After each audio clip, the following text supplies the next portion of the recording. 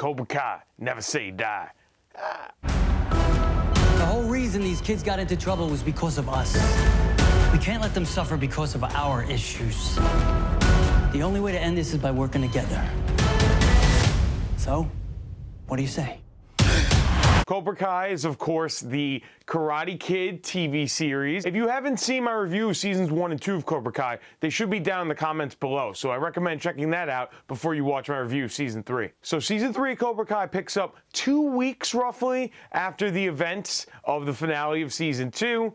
So Robbie is now on the run for putting Miguel in a coma. Sam is now having some sort of PTSD. This is probably the lowest point that we've seen Johnny Lawrence in the entire series. And it's also the lowest point that we've ever seen the LaRusso family, the entire family. They're going through a lot of shit this season. Of course, the one person doing well is Kreese, who has now completely taken over Cobra Kai from Johnny Lawrence, kicked him to the curb, but is kind of trying to get him to come back. Kreese is always up to something. The writers of Cobra Kai do a great job of continuing the story of the characters from the previous seasons in strategic ways, while also doing a great job of adding layers to existing characters. Season 3 also has some of the best fight scenes of the entire series. The editors kick it up a notch with trying to make every fight scene feel different from the last.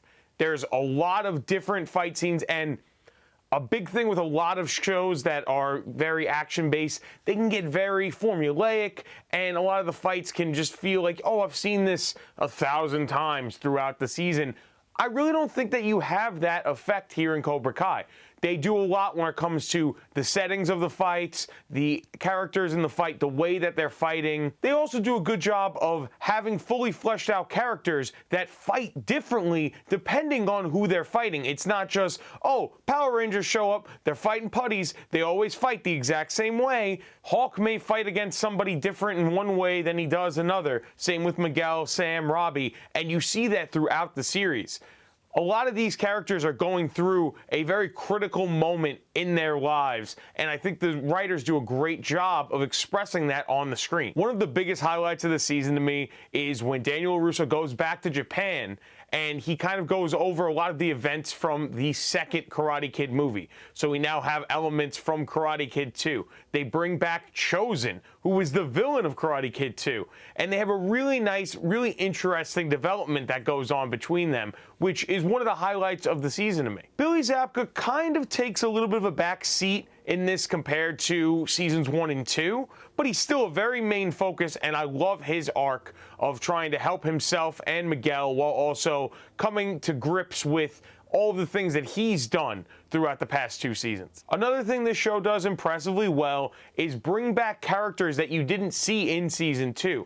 There's characters like Kyler, who was Sam's original boyfriend and was Miguel's original bully that started the entire series, who gets brought back in and gets added into Cobra Kai. And that adds a whole new dynamic for the people in Cobra Kai and for the people outside of Cobra Kai. This season does a lot to focus on Kreese himself. They do a lot of flashback scenes throughout this season where they show the origins of Kreese and his origins in the Vietnam War and how Cobra Kai was originated. At first, they kind of seemed very formulaic, very been there, done that to me. But as these flashbacks progressed throughout the season, I grew to love them more and more until the finale. They kind of interweave the big final fight scene of the finale with the big final fight scene of the flashback. And they do a really great job of weaving these together in the edit while kind of mirroring the stories in such a way that I don't want to go into spoilers. I highly recommend this season just as highly as I recommended the previous. This show does a perfect weaving of old characters with new characters,